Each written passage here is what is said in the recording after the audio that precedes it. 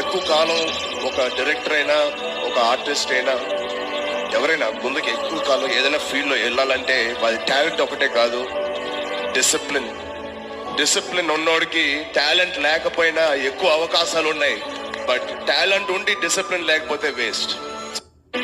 ఎక్కువ కాలం ఒక డైరెక్టర్ అయినా ఒక ఆర్టిస్ట్ అయినా ఎవరైనా ముందుకు ఎక్కువ కాలం ఏదైనా ఫీల్డ్లో వెళ్ళాలంటే వాళ్ళ టాలెంట్ ఒకటే కాదు,